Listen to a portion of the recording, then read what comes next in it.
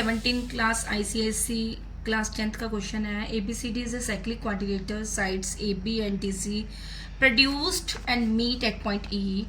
और अगर इन दोनों को प्रोड्यूस करते हैं तो ये F पॉइंट पे मिल रही हैं।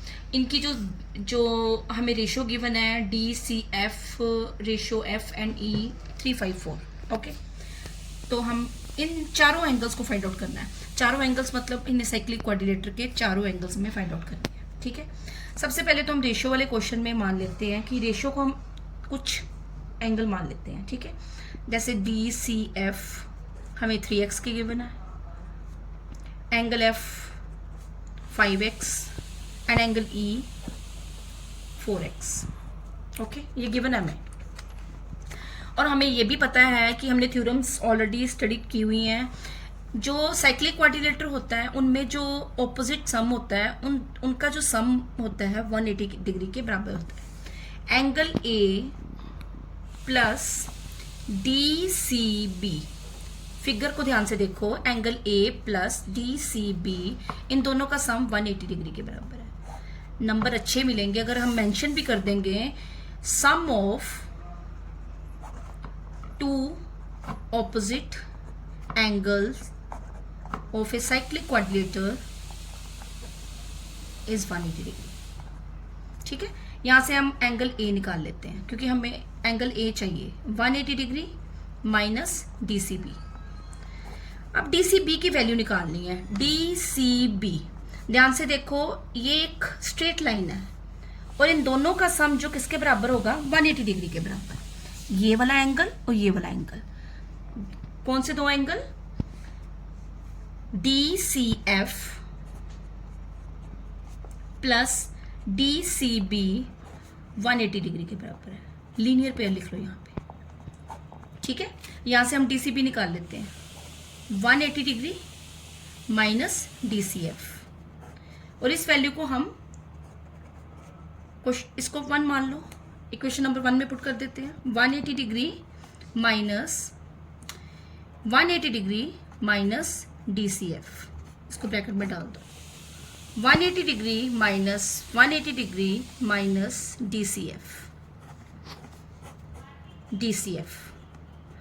अब गिवन की तरफ जाओ। DCF किसके बराबर है? 3x के इक्वल।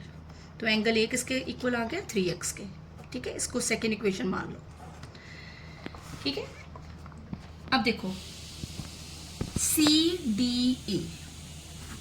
CDA, ध्यान से देखो, जो CDA है वो एक एक्सटर्नल एंगल है। ठीक है, वैसे तो क्वाड्रिलेटर का ही वन ऑफ एंगल है, लेकिन हम ध्यान से देखो तो इसके ये अगर हम इस ट्रायंगल को देखते हैं DFC, तो angle CDA external angle is equal to sum of two interior opposite exterior angles. ठीक है, तो हमारे पास क्या आ जाएगा? एंगल F प्लस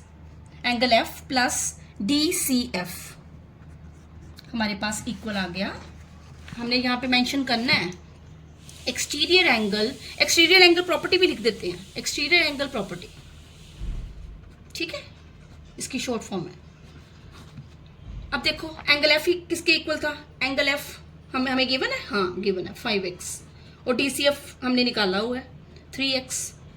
इन दोनों का सम 8x के इक्वल है। ठीक है, अब इन ट्रायंगल BCE ध्यान से देखो, ये वाला ट्रायंगल BCE। अब BCE अगर मैं ध्यान से देखती हूँ तो ये वाला एंगल और ये वाला एंगल दोनों वर्टिकली ऑपोजिट बना रहे हैं। तो मतलब हमारे पास BCE हमारे पास क्या आ जाएगा? जो एंगल DCF होगा, DCF क्या है हमारे पास? 3x, वो भी हमारे पास 3x आ गया। ठीक है, और इसका यूज करके हम अब ये वाला एंगल निकालेंगे। चलो फिर लगाओ exterior angle property. ABC is equal to BCE। देखो ABC is equal to BCE and plus ये दोनों एंगल्स, ये एक्सटीरियर एंगल ले लिया और इन दोनों को इंटीरियर मान लिया। ठीक है, इन दोनों को इंटीरियर ऑपोजिट एंगल्स। फिर एक्सटीरियर एंगल प्रॉपर्टी। ओके, अब बी सी ई किसके बराबर है? हमारे पास गिवन है 3x और एंगल ई हमारे पास गिवन है 4x, 7x आ गया। ओके, दोनों हमने फाइंड आउट कर लिए। अब देखो ध्यान से, A B C plus C D A B C D A, फिर वही same in a cyclic quadrilateral opposite angles का सम क्या होता है? 180 degree. Okay, 180 degree. Sum of opposite angles in a cyclic quadrilateral is 180 degree. लिख दो फिर, ये हमें फाइंड आउट कर लिया है 7x, ये हमने 8x फाइंड आउट कर लिया है। इन दोनों का जो सम है हमारे पास 180 degree. 15x is equal to 180 degree and x is equal to 180 degree upon 15, 3 5 3 6, 12 degree आ गया हमारे पास x। तो हमारे पास तो इजी हो गया, सारे एंगल्स फाइंड आउट हो जाने। अब DCF 3 into 12 36 degree, angle F 5 into 12 60 degree, angle E 4 into 12 48 degree, और हमारे पास कौन सा एंगल रह गया है?